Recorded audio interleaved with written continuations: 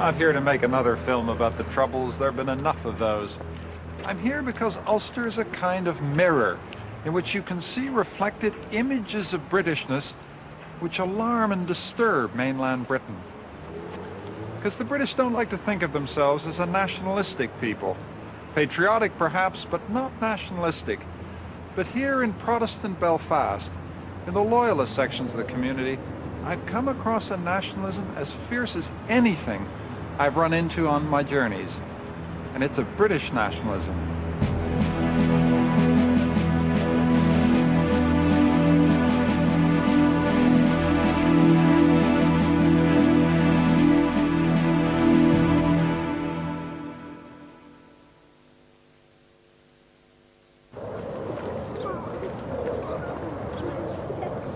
I've come here in July because this is marching season, the climax of the year for Ulster loyalists.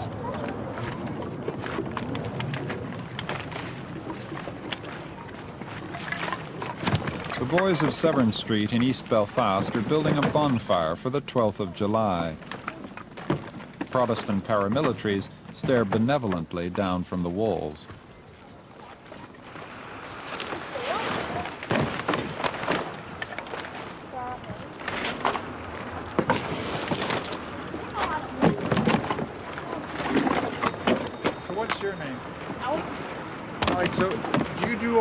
Or do some of the bigger boys help you too? Bigger boys will. And what do the bigger boys do? Stack it. They stack it. So you get it kind of like this, and then they come along and make it right up there? Right. Now what's this thing over here? Hut. And what's the hut for? Keeping them light. Oh, you want to protect the bonfire? Is that what you do? Yeah. And who's going to come after it? Anyone? Anyone? Or bonfires. Other bonfires? From the other streets, they might come and steal your stuff. So you have to stay up all night? And how long do you do that for? Right up as well. And why is the 12th such a big deal? Why is it important? It was King Billy in the Battle of Boyne. It's King Billy in the battle, eh? King of Holland or King of England. Yeah. And his army was called the Williamites, and he was fighting the Jacobites. That was King Charles' army or something like that. Yeah, yeah. And it was Catholics and Protestants, Yeah. you might as well say, Yeah. fighting each other over in Ireland, over Ireland, Right, right, fighting each other in the Battle of Boyne. right. And because King Billy won the Battle of Boyne, we celebrate it. Yeah. And why do you celebrate it? Well, what does it mean to you? Victory. Victory. Victory over the Catholics. Right. King Billy is on everyone's lips in July. He's the founding father of Ulster loyalism, William of Orange, the Protestant conqueror who defeated Catholic King James at the Battle of the Boyne in 1690. In British history, the battle marks the victory of Protestant constitutional monarchy over Catholic absolutism. Mainland Britain has forgotten King William, but Ulster never forgets. It doesn't matter that the real William was a hunchback Dutchman who spoke little English and had even less interest in Ulster. Nationalism has airbrushed out the historical reality and placed King Billy at the center of a myth of Protestant supremacy. The official guardians of the myth are the Orange Order. Tommy Doyle is a Deputy Grand Master.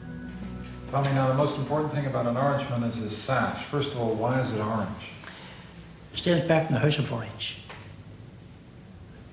The house from which King William III came. And you know, as well as I know, that he was the victor at the Battle of Boyne that gave us our civil and religious liberty. So orange is a kind of color of freedom to you. Okay, that is right. Tommy, the Battle of the Boyne was 300 years ago. Why are you still keeping faith with that tradition? I suppose it's a case of keeping it going year by year, and we have still got the strength to keep it going for another year and another year. But what does it mean to you? Why does it matter? Well, as I said to you, we have our basis of the battle in our civil and religious liberty For many years we hadn't got that. Even as Presbyterians we hadn't got it in this country. So we have it now. We can worship as we like. We can do things as we like within the law. A lot of people say to me, you know, the place to go to see Britishness like it doesn't exist anywhere is Northern Ireland. You're like a museum piece of a certain kind of Britishness, Tommy, that just, it's gone away. When you say museum, did you think I'm more valuable than you? Well, I'm not sure as to whether I could answer that, other than the fact that the loyalty that we have, unswerving loyalty that we have to the Queen and the Queen Mother, I think it's just what we have been taught all our lives. That thing is never dying with us. We'll carry that to our grave. I don't doubt that in England as a slightly disappeared, but then England has got themselves diverse with all kinds of nationalities in recent years, and it's bound by their presence there to water down what was once as fervent support as we have here.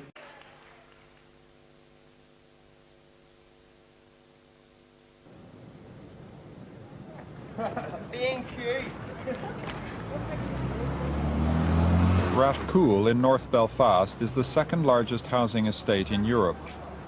It's rock-solid Protestant working class. The local boys are painting the curbstones. It's an annual ritual, the marking out of ethnic territory. Why are you doing this? Show over Protestant. These are the British colours. What makes them Protestant colours? Ulster is British. Yeah. That's the colours of Union Jack, red, white and blue. Yeah.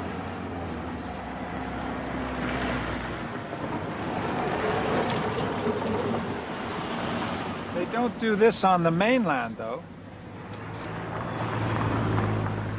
Must have lost their religion over there.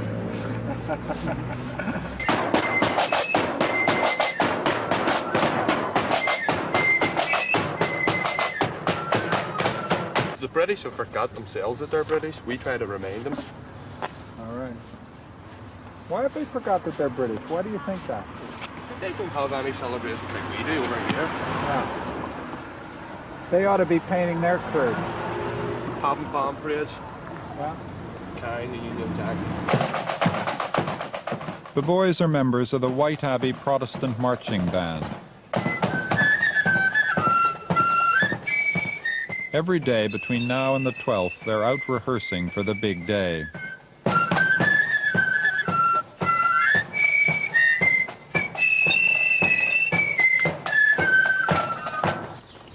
Why did you get into the band?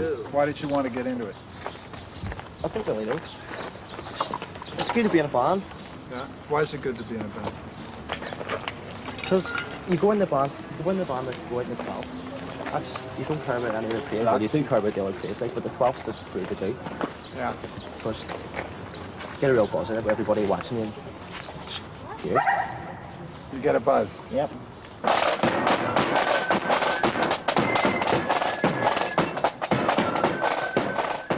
For boys who can't get work, who live with sectarian division, this is a chance to express themselves. Here they belong. But what is the 12th all about? I mean, what are you celebrating on the 12th? What's the tradition? Butler Boyne. Yeah. King Billy beat King James. Yeah. And we beat the other side. Just rub it in, tell them every year. Yeah. So it tells the Catholics we won. That's what it's saying. Right. And it annoys them when the bands are out. Yeah. They try to get it rerouted and all. Well, shouldn't it be rerouted? No, because it's been the same route every year. Yeah. It's just recently they've tried to get them all rerouted. Northern Ireland is British, so Right. they shouldn't be up on our side of the land. Yeah. So they shouldn't be here at all. They should be down south where they belong. Like everything else here, march routes are traditional. and rerouting them enrages the Protestant community. The wilder, younger face of loyalism is celebrating in Severn Street.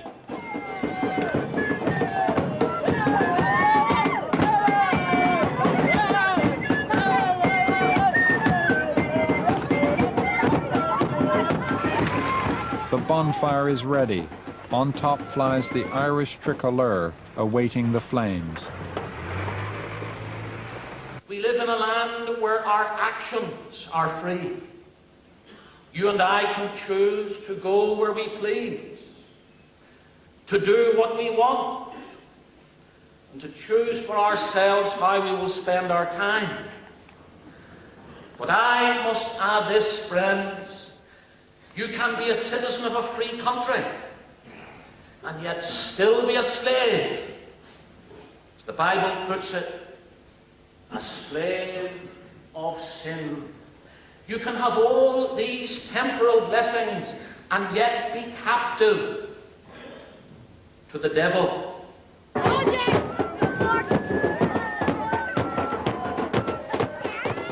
An effigy of the Pope is carried to the top of the funeral pyre.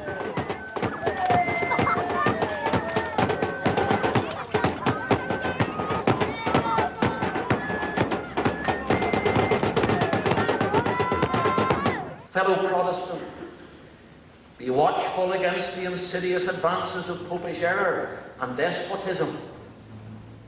You be faithful to your country, to your religion, to your God.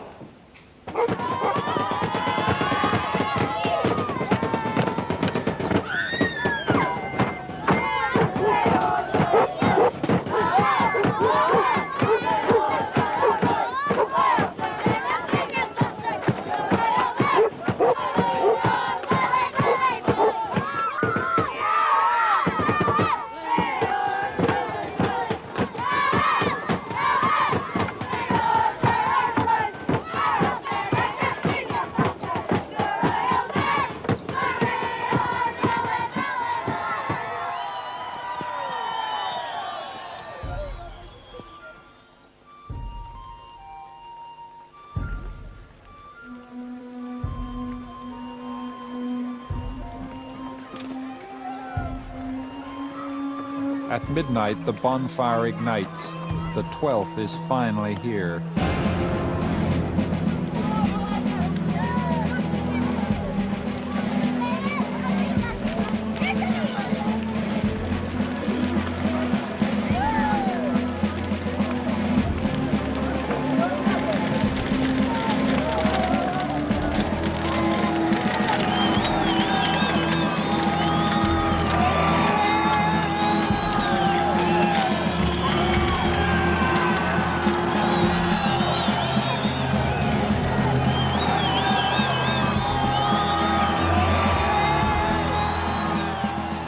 When the enemy's flag goes up in flames, the crowd roars its approval.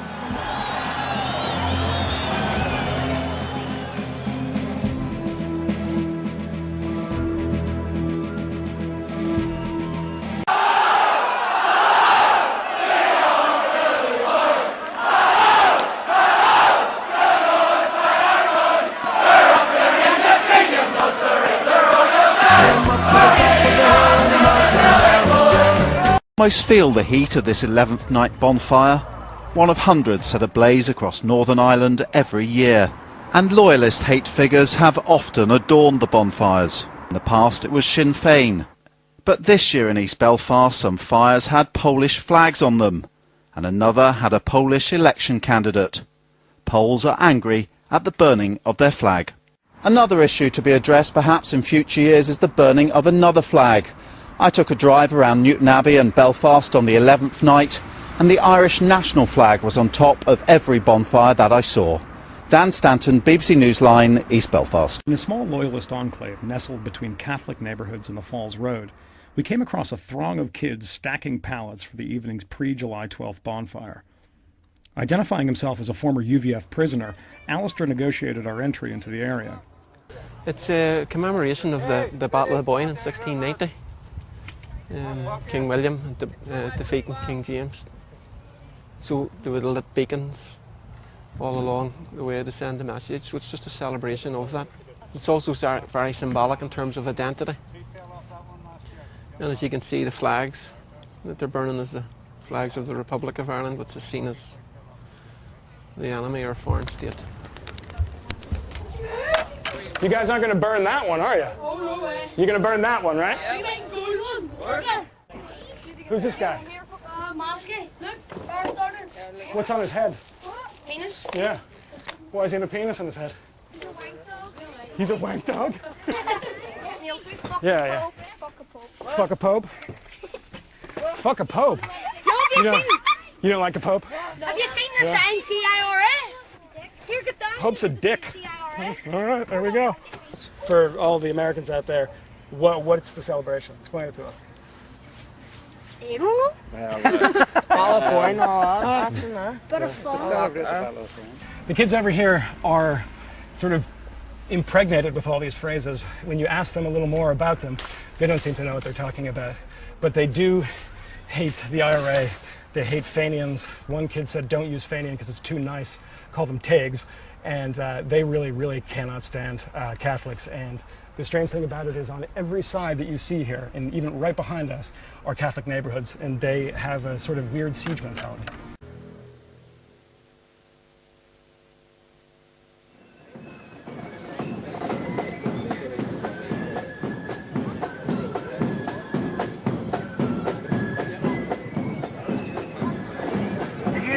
Some years ago, the Pope was up in the Free State. There was 172,000 newborn babies in the Church of Rome, and they're breeding like rats. And that's what they're doing today. And they're going to take over. And so, men, waking up. I'll never preach in the gospel. I'm almost 84 friends, and I'm ready to get the sacrifice.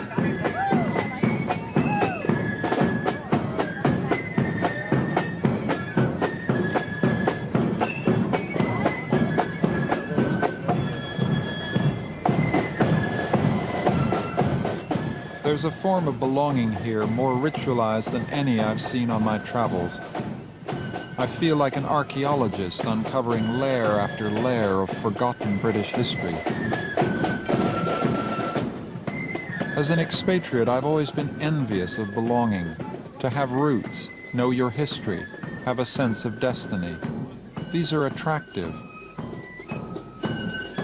When cosmopolitans talk blithely about moving beyond nationalism, they underestimate the desire, the need to belong.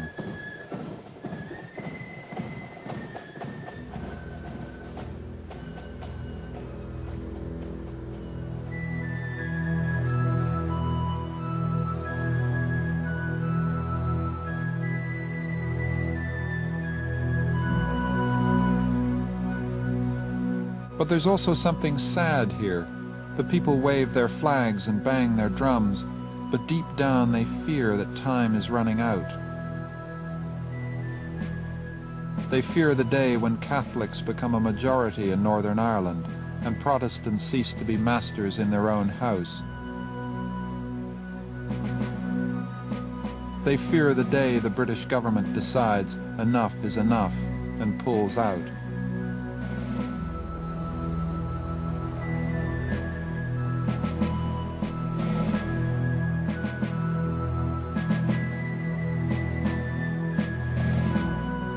And what happens to a nationalism cut off from the mainland? It ceases to be a claim that must be honored. It becomes a caricature that can be disowned. That's the tragedy of loyalism. If they are abandoned, it won't be because they lacked loyalty, but because they were too loyal. Loyal to a past the British have left behind.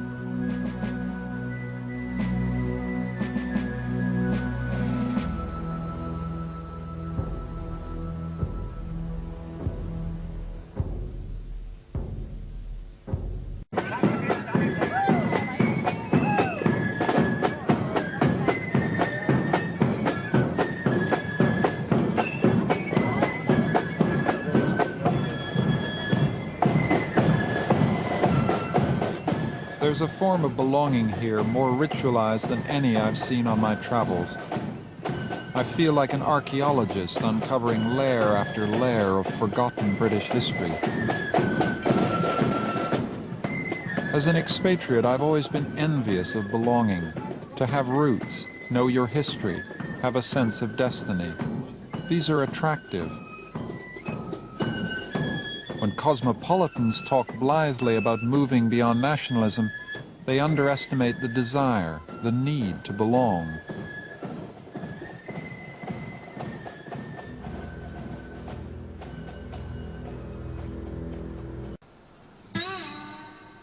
St. Patrick's Spire is one of the most familiar landmarks. Frank Carson knows it better than I did.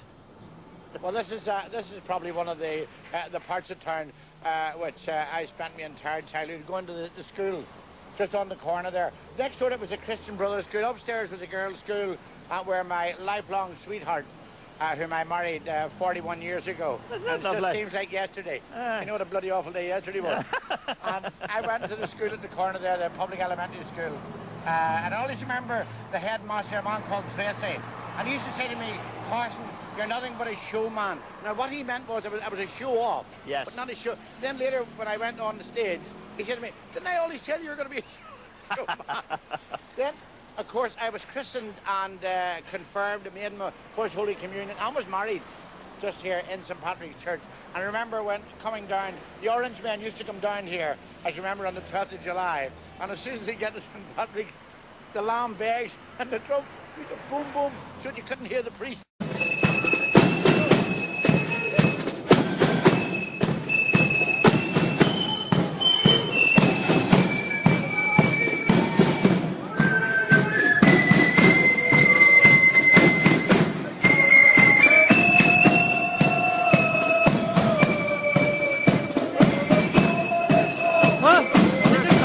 No, you pick yourself off. You pick yourself off.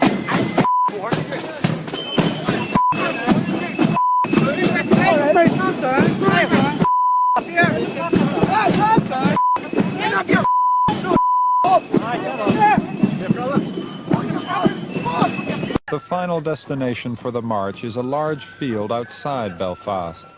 It's meant to symbolize the battlefield at the Boyne, and that's exactly what it looks like, a battlefield after a battle. So-called siege mentality. But our message today... And in one corner of the field, a preacher drones on, preaching the same old sermon to the converted. Let them now stand back and see the great emergence of British and Protestant Ulster out of the siege.